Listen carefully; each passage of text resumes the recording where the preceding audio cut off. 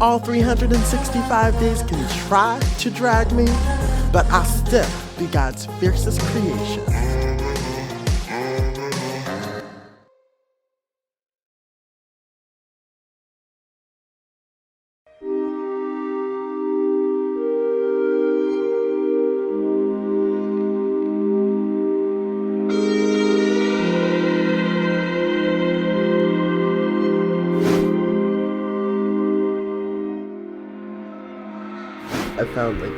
I found out the hardest news I've ever heard in my life.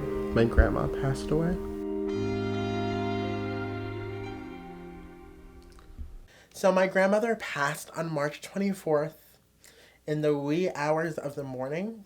It was a little bit after midnight she passed. And it's just not registering for me. I'm saying it because I was told it, but it's like not registering in my head because I haven't seen her. In the sense of I haven't seen her deceased. Because right now, the last moment I saw of her was I was alive. She was alive, and I was giving her a kiss, and I said, I will see you when I come back to Long Island. And that was maybe about 2 weeks ago.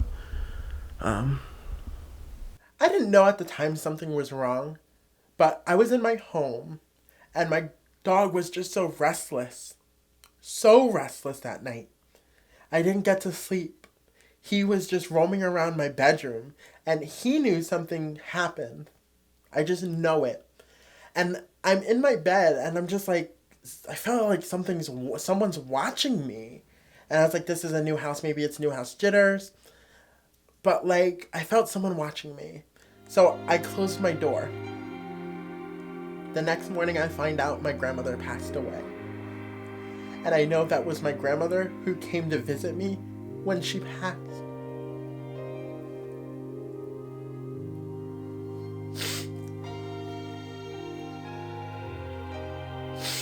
She passed right out a little bit after midnight.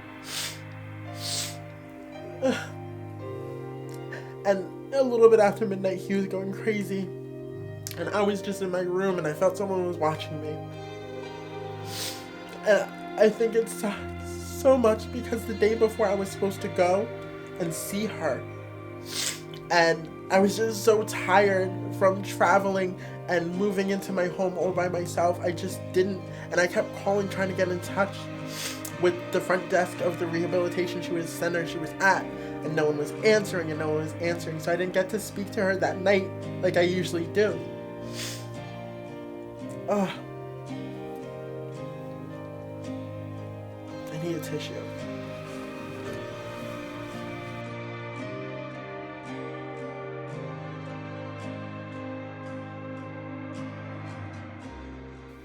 Honestly, I think the best thing my grandmother has ever taught me is unconditional love.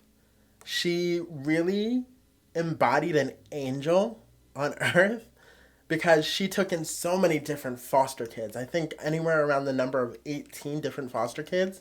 Adopted, I think 4 of them. Had 1 biological child. I mean, this wasn't a woman. She was an angel. And not only did she adopt 4 of her children, at the age of 70, my grandmother was running around taking us to school plays, school musicals, school this, school that, soccer. I mean, she did so much for me. And it just proved to me that unconditional love does exist.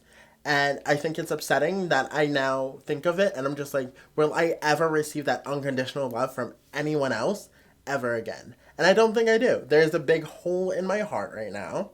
And I don't think it will ever be filled. You just go through life empty. That's the sad part for me.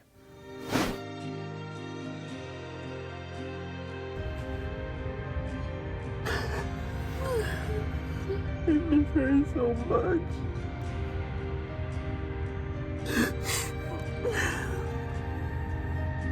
Like, I wish I was coming back and visiting her in person.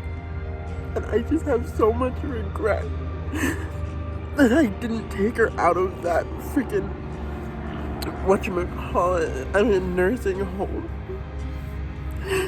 I should have just not listened to literally anyone except for her. And she said, just take me home, take me home.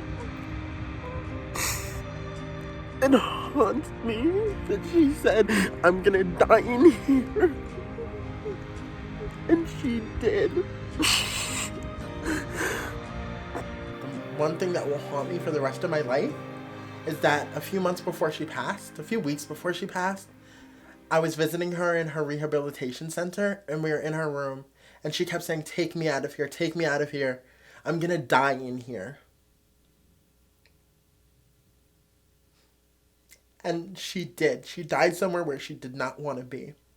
Because that was shitty care that they were giving her. I was giving her the best care I could with what I had, and I was doing as much as I could. And was it 100% amazing all the time? No, but it was better than what the fuck they were doing in that place. She was sitting there with scars on her legs, even going in there, and just with a plethora of medical issues. But at least at home, I mean, she was comfortable, and my family let her sit in there for months. I don't know. I have regret that I should have just stood up and listened to her like I always did. And what do you want? And she said, I want to go home. And I said, I can't do that because I don't have control. I'm not in charge. So I just have so much regret in not taking her home, because if I took her home, I know she would be alive right now and she would be fine. I just miss her so much.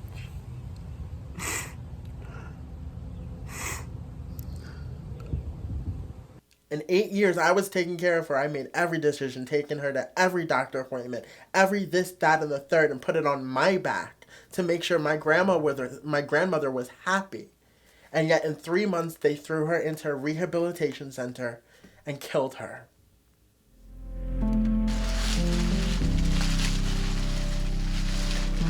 What you are thankful for? I'm thankful for having good cook in the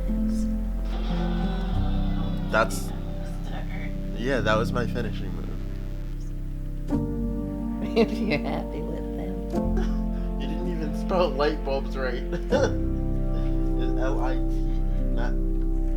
Well, that's a short one. That's not how you spell light for the short version.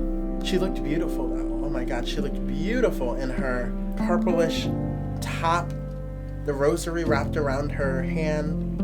She looked really pretty. The only thing she would have hated was that she died with brown hair.